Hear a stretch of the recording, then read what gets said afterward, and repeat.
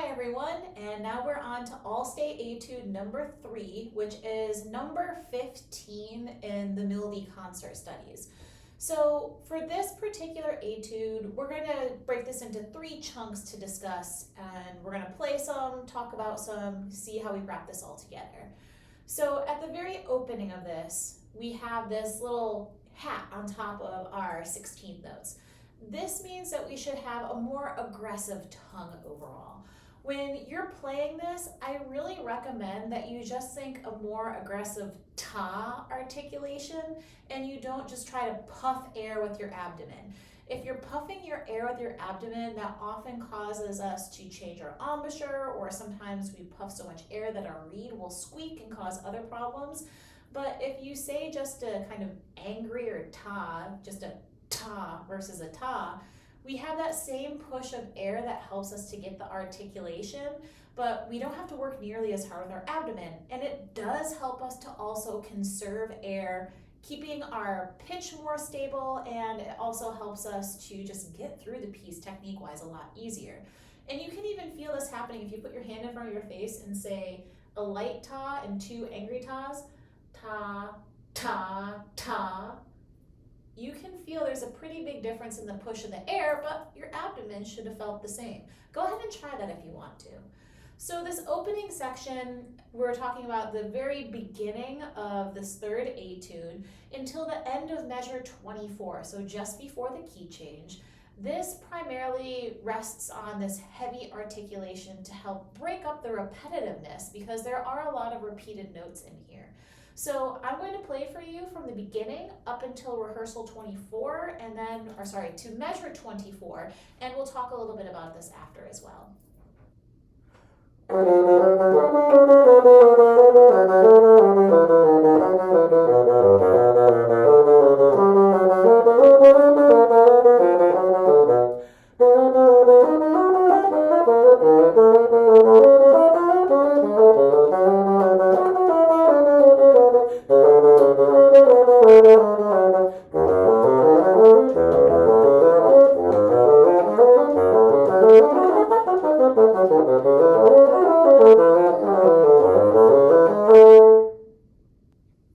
So in that particular section, you can hear the rhythm is really driving throughout this. 2 things that can really help you out. There are a couple of slurs where we have to go up to a high F sharp, and again, on our instrument, sometimes that F sharp, it wants to bonk a little bit on us. So looking specifically at measure 13, if you notice that your high F sharp has issues coming out, then try a slur fingering for it.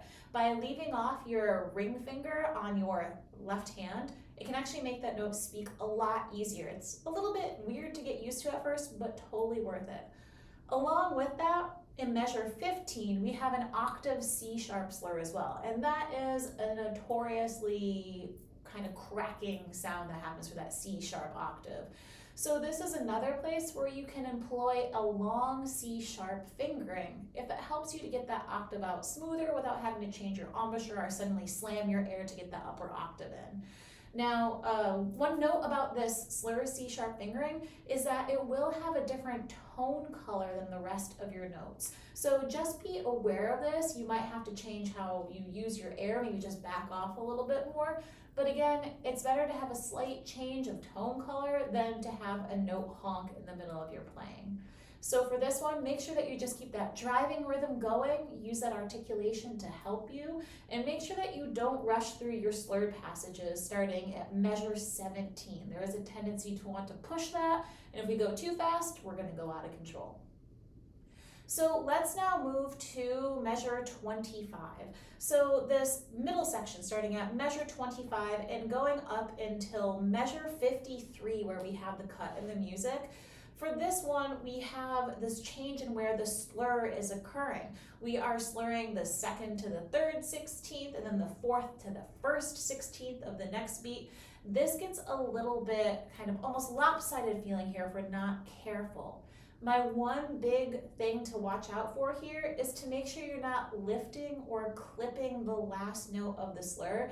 If you do that, it could cause it to have almost like a dotted 8/16 kind of feeling where you have this lilt to it, or in this case, like a dotted 16/32, which we definitely don't want. We want the notes to be equal. So as you're playing through this, it might help to add in additional slurs to make sure that you're feeling the full value of each of the 16ths. And then as you feel comfortable with the fingerings getting through the notes, then do the articulations as written, being very aware whether or not you're keeping a smooth, even rhythm. So let's go ahead now and I'll play for you starting in measure 25, going to the cut that is put in measure 53.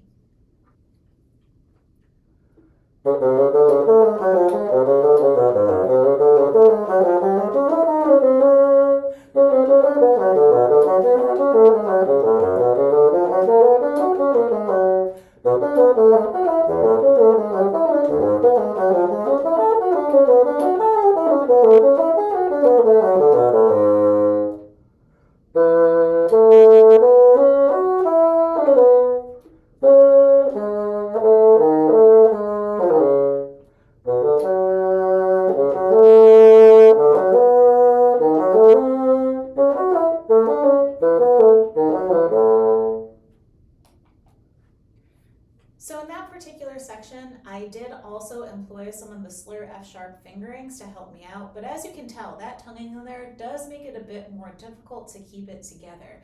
And then toward the end of it, when we're getting around measure 42, we start to have more of a lyric section, so make sure you make the most out of that, really sing through it. So now we're at the very final section of this, 68, measure 68 to the end of the etude. So for this, we have a return of that opening motive. So we're going to be doing the same thing with having that stronger articulation to help bring out that little carrot top that's on top of that should be on top of every articulation that happens here for the slur too. But then as we get a bit further down, when we get into measure 80, this is where we start to have this displaced slur where it's kind of shoving off where the actual 8th notes are. So they're not happening on the downbeat, it's displaced by a 16th note. What I recommend doing through here is taking out all the ties and all of your 8th notes, turn those into 16th notes. So that way you're just tonguing 16th notes for the entire measure and you can hear the exact placement of where each of those notes is supposed to be. By taking out those ties, by changing taking out the slurs and changing the 8ths into 16ths, this will really help you feel much more solid with your rhythm. So everything else that we have talked about with use of the air, slur fingerings as you need it, this all pertains to this section too, so really just focus on the rhythm. So let's go ahead and work through this third and final part of etude number 3.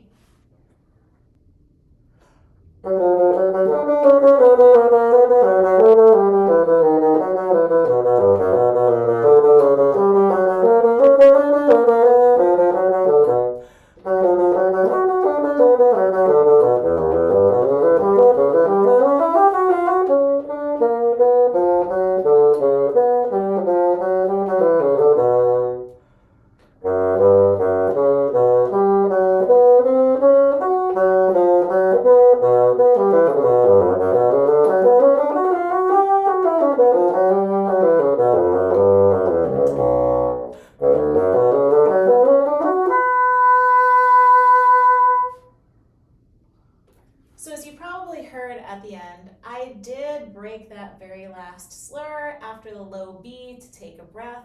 For me, it's the easiest, most musical place that I can possibly take a breath in here because there are not a lot of good breathing spots. So as you heard, the trickiest part is going to be where you have that offset 16th rhythm, where you have the 8th note pattern that's just displaced by 1/16. So definitely focus on that.